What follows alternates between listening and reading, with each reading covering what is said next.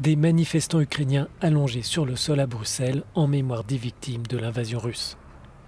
Ce rassemblement veut attirer l'attention des dirigeants de l'Union européenne qui se réunissent à une centaine de mètres de là. Les chefs d'État et de gouvernement se retrouvent pour un sommet consacré à la guerre en Ukraine et pour évaluer comment renforcer les sanctions contre Moscou. Plusieurs pays membres, comme l'Allemagne et la Belgique, ne veulent pas aller jusqu'à la suspension des contrats de gaz avec la Russie.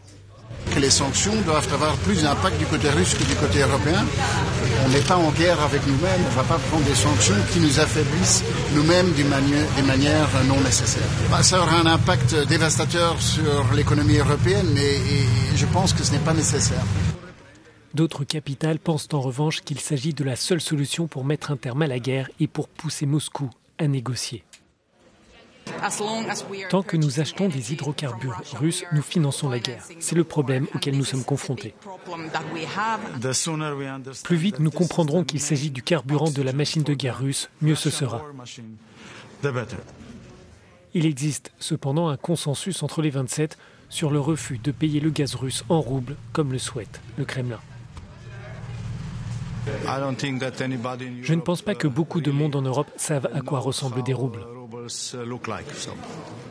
Personne ne veut payer en roubles.